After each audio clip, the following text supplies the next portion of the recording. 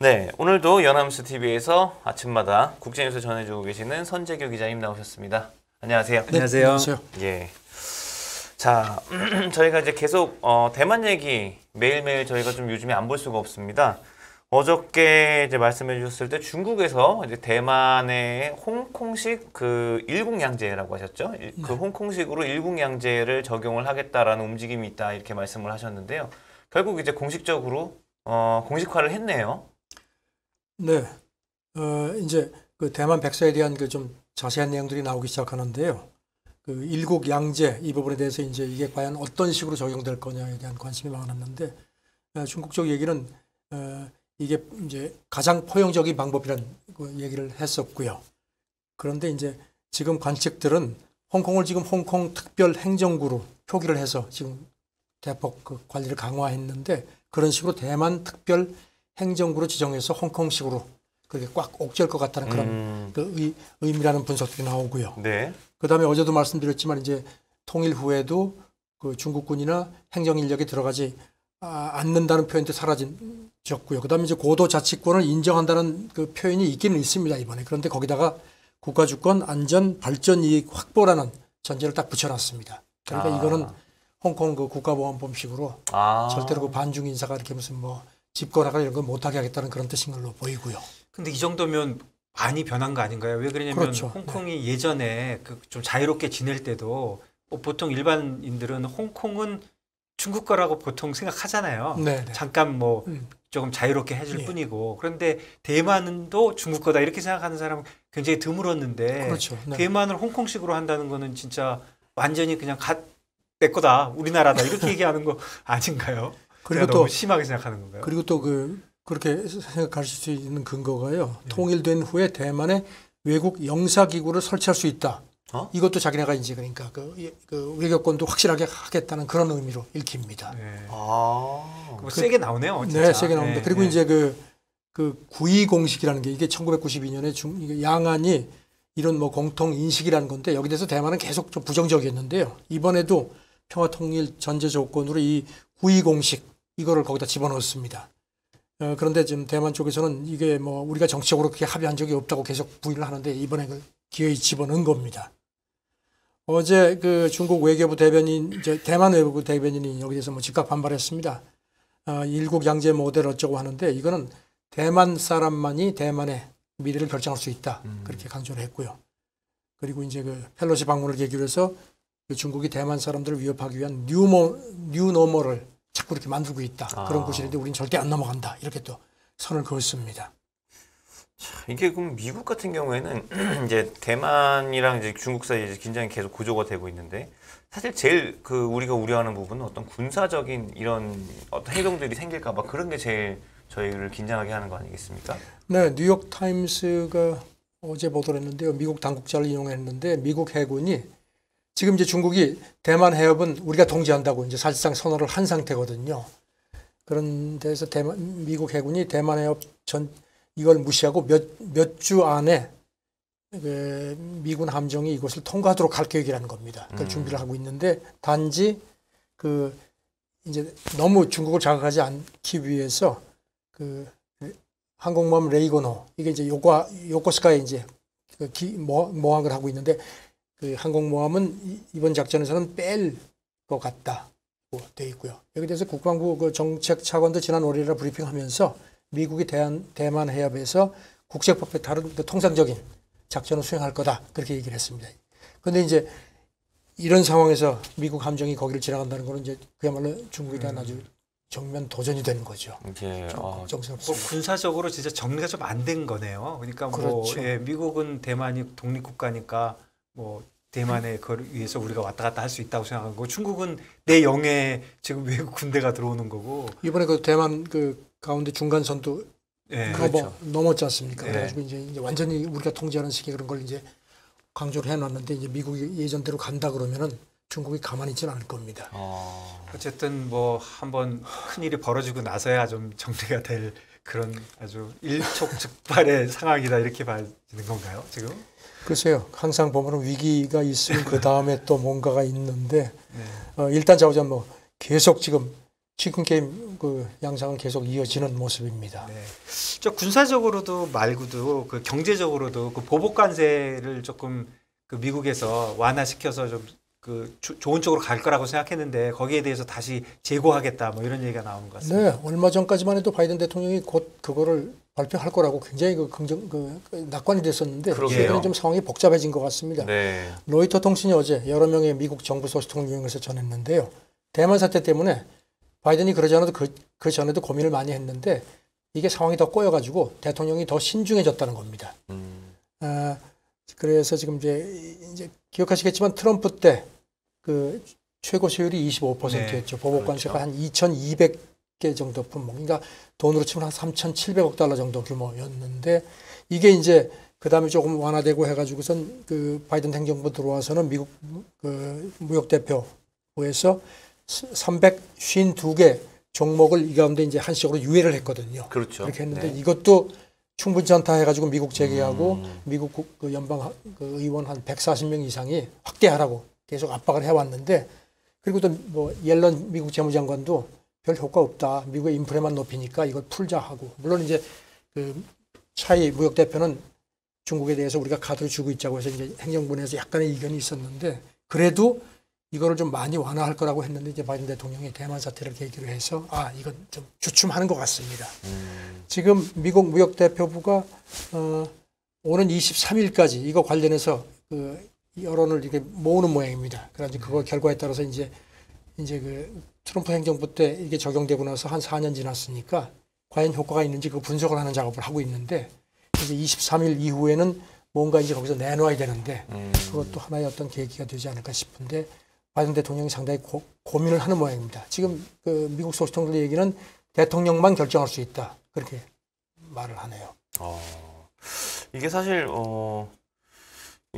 그 바이든 대통령 같은 경우에는 뭐 말씀하셨지만 인플레이션 잡는 게 사실 최대 목표고 물론 이제 이번 달 같은 경우에는 뭐 CPI가 좀 희망이 보이니까 전에 비해서는 입장이 좀 좋아졌습니다만 그 사실 중간 선거를 앞두고 이런 부분 굉장히 중요한 부분인데요. 그 고민이 많이 되겠습니다. 그리고 또 뭐 두 가지 사항이 더 있는데요. 미국 노조가 관세를 계속 유지해라. 지금 미국하고 중국 간의 그 운동장이 기울어져 있는데 네네. 이건 곤란하다 해서 사실 노조는 민주당의 주요 지지 세력인데 그렇군요. 이것도 바이든한테 상당히 좀 골치 아픈 요소고 그 다음에 이제 그때 트럼프하고 합의하면서 1차 합의 때 그 2천억 달러 정도를 더 사기로 했지 않습니까? 근데 그 네네. 약속을 거의 제대로 지키지 않았다. 그것도 하나의 걸림돌이라는 겁니다. 그리고 이제 바이든 행정부 쪽에서 그러면은 중국 너희도 관세를 좀 서로 좀 낮추자 이런 제의를 아마 했던 모양입니다. 그런데 중국이 그동안에 여기 대해서 별 답변을 안 했다고 합니다. 네. 그러니까 이제 미국이 이런 상황에서 일방적으로 철회를 하거나 뭐 완화를 하면은 밀린다는 그런 또 인상을 줄 수 있으니까 그래서 백악관이 또 고민을 하는 것 같다는 그런 분석입니다. 그 트럼프 때 이게 그 중국하고 그 미국이 이제 그 문제가 생기기 시작한 그 근본적인 시작이었는데 그동안 많이 완화되다가 네. 사실 이게 요번에 관세가요? 해결이 되면 네, 네. 관세 문제가 좀 해결이 되면은 이게 여러 가지로 그 중국과 미국 관계를 경제적인 면에서 그렇죠. 그 트는 물꼬가 될 것이다. 이렇게 많은 분들이 긍정적으로 기대하고 있었는데 이게 참 꼬여가는 것 같네요. 네, 그런 것 같습니다. 알겠습니다. 저희가 그럼 조금 이제 다른 얘기를 좀 해보겠습니다. 저희가 최근에 이제 우크라이나에서 곡물 수출선이 계속 떠서 이제 다른 나라로 나가고 있다 이 계속 전해주셨는데요. 최근에는 이제 우크라이나 곡물 수출 어떻게 가고 있는지 한번 또 중간 상황이 궁금하네요. 네. 자, 지금까지는 순항하는 것 같습니다. 네. 그 사자 공동조정센터 여기서 이제 통제를 하죠. 네. 여기 있는 유엔 임시조정관이 그저께 기자들을 만났는데 지금 순조롭게 진행되고 있어서 이 추세면은 한 달에 한 500만 톤까지 수출을 하는 그런 게 우리 목표인데 달성이 가능할 것 같다 이렇게 얘기를 했습니다. 그리고 이제 우크라이나 농업부도 지난달 같은 경우에 그 곡물 수출 그 물량이 한 달 전에 비해서 한 23% 정도 늘어났다고 그렇게 집계를 했습니다. 그리고 뭐 이제 그 선박 그 바깥에서도 이제 선박이 들어오기 시작해서 이제 한 4척 정도가 지금 또 우크라이나 항구 쪽에 들어온다고 합니다. 그래서 네. 지금 이 조정관 얘기는 오데사, 뭐 초르노모르스크 같은 세 곳에서 이제 주로 수출을 지금 이제 지정이 돼 있죠. 근데 그것에 부두의 그 선적 공간을 더 확대할 계획이다. 그렇게 되면 이제 훨씬 더 물량을 늘릴 수 있다. 그렇게 얘기를 합니다. 그런데 이제 지금 그 러시아가 제일 이제 그동안에 그 사자 합의하면서 문제 삼았던 게 이런 화물선들이 왔다 갔다 하면서 무기를 밀반입할 수 네. 있다는 그런 우려를 제기했는데 거기에 관련해서 이거를 좀 더 이제 그 조항을 좀 더 강화를 한 모양입니다. 그래서 다음 주 초쯤 이거를 개선하는 그런 그 검토 그 회의도 가질 예정이라고 했습니다. 아직까지는 별 문제가 없는 것 같습니다. 지금 네. 뭐 그 원전 그 뭐 포격 놓고서 뭐 계속 시비를 해도 이쪽에는 크게 영향을 주는 것 같지는 않습니다. 그렇군요. 이 기자님이 이거 계속 그 업데이트 많이 해주셔가지고 저희 잘 알고 있는데 이게 사실은 굉장히 영향력을 많이 미치고 있는 것 같아요. 이게 곡물 시장 전체에도 영향을 미치고 있는 것 같고 네. 이 물량 자체도 그렇고 또 이제 분위기가 저기서니까 우리도 다들 다른 나라에서도 좀 협조적인 분위기가 돼가지고 이 부분이 굉장히 중요하게 그렇게 움직이고 있는 것 같습니다. 또 뭐 그 맥도날드가 이제 그 우크라이나 다시 들어간다는 얘기를 했지 않습니까? 네. 그러고요. 그래서 이제 예. 물론 뭐 지금 뭐 아직도 한쪽에서는 뭐 그냥 막 으르렁대지만 일단 맥도날드가 다시 들어간다는 것도 어떤 의미에서는 이제는 좀 뭔가 좀 이렇게 좀 네. 분위기가 조금 나아지는 거 아닌가 하는 그런 좀 긍정적인 사실 기대감도 있죠. 네. 그런 예. 부분도 있지 않을까 싶기도 하고요. 그래서 곡물 쪽에서 잘 되는 거는 되게 좋은 일인 것 같습니다. 조금 다른 얘기로요. 그 영국 얘기 좀 해보면 영국 중앙은행에서 경기 침체가 심각할 거다 이렇게 좀 얘기하고 있는 것 같은데 좀 전해주시죠.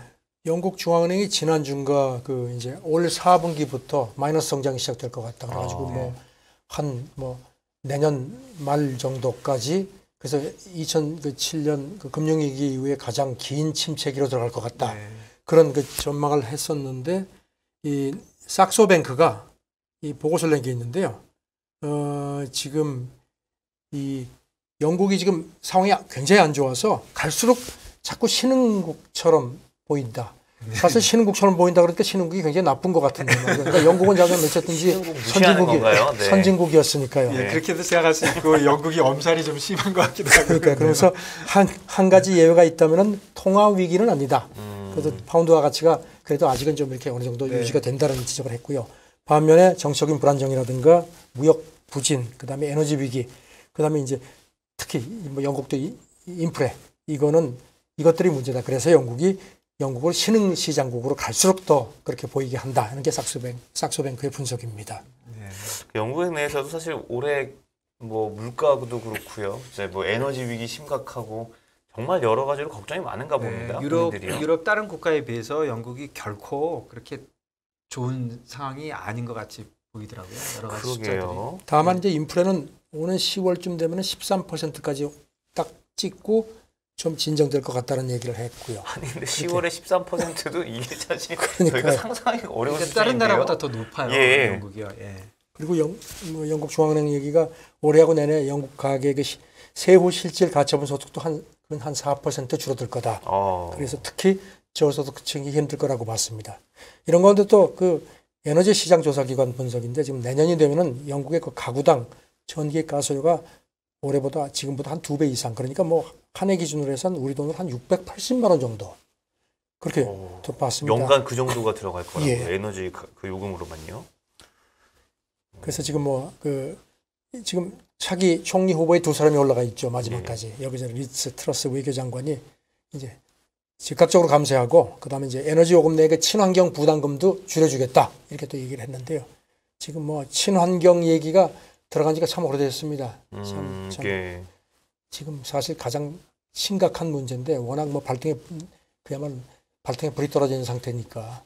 그래서 영국이 지금 좌우지간 뭐 대영 제국 19세기만 해도 뭐 해가 지지 않는 나라였는데 참 영국이 지금 해는 고사하고 지금 비도 피하기 힘든 것 같습니다. 그리고 저희도 사실은 그 미국 얘기만 사실 많이 하잖아요. 저희가 그렇죠. 진짜 유럽은 그 소식도 잘 못 듣고 네.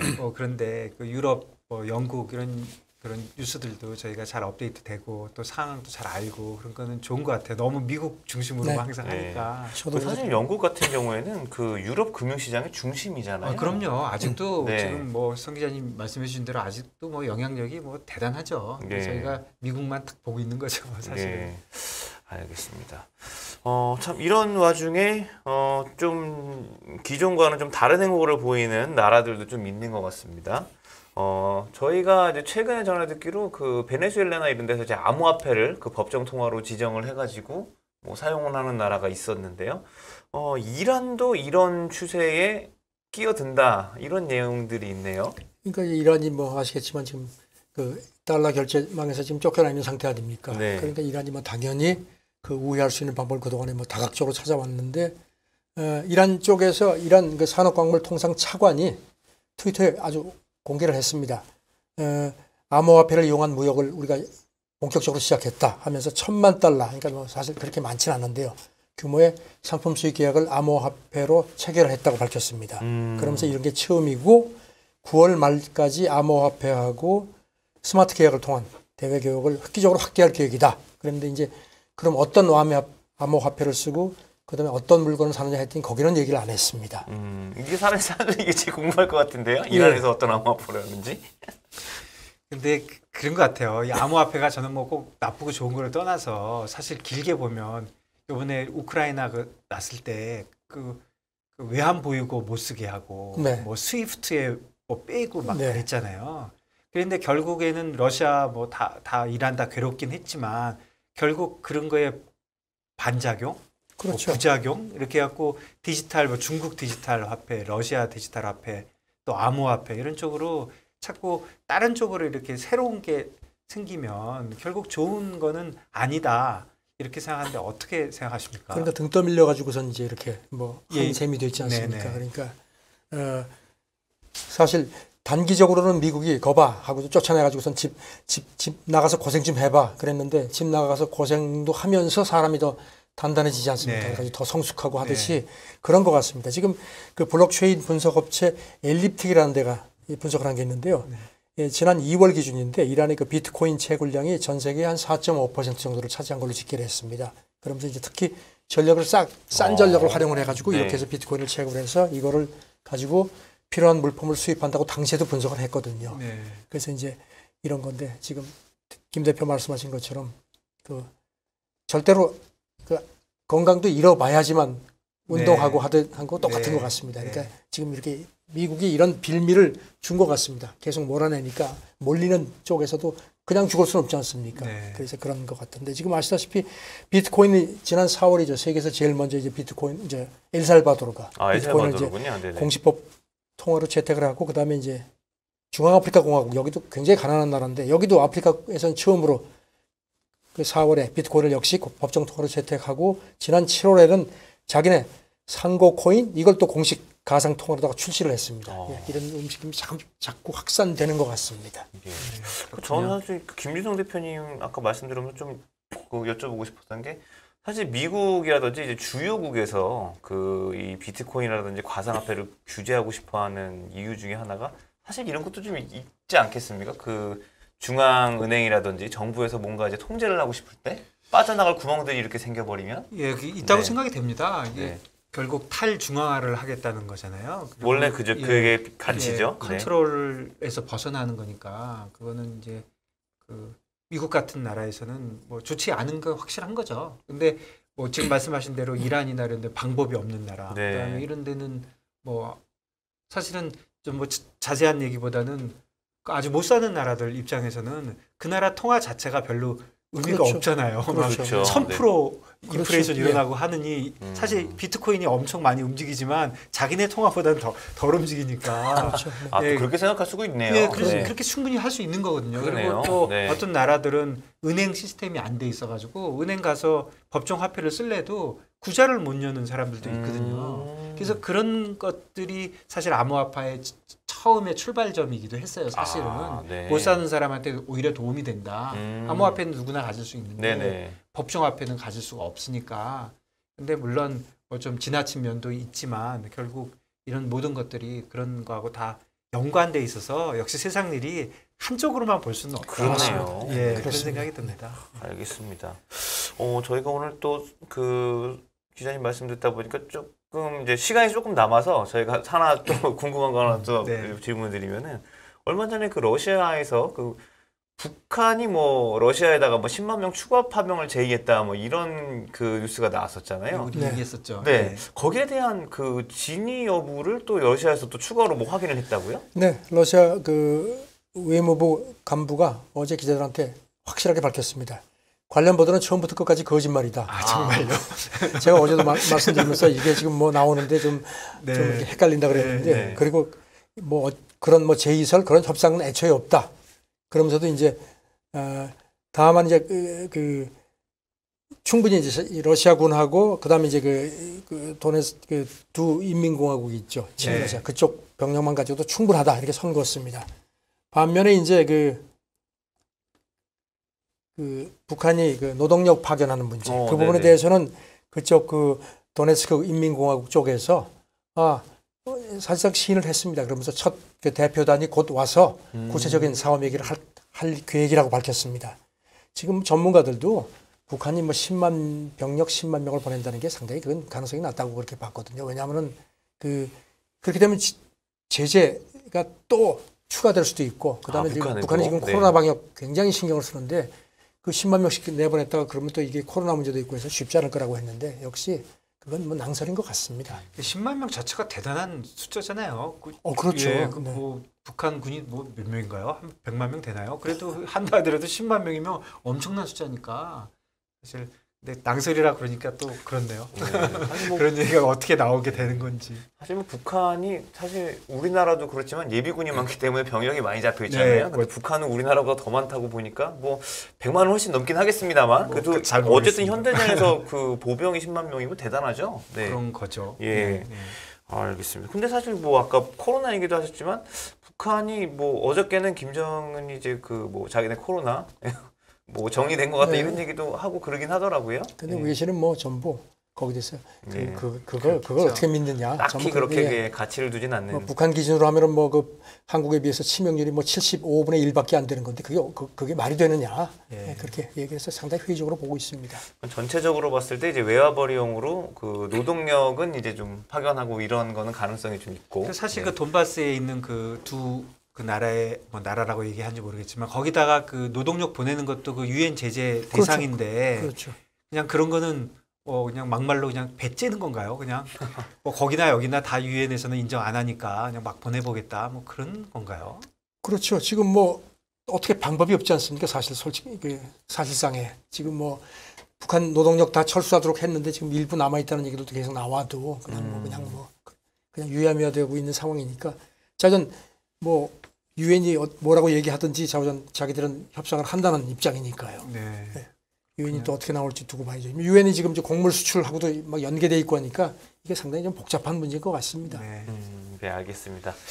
네, 오늘도 저희가 경제에 직간접적으로 영향을 미칠 수 있는 중요한 국제 뉴스들 선재규 기자님 모시고 들어봤습니다. 오늘도 감사합니다. 감사합니다. 네, 고맙습니다.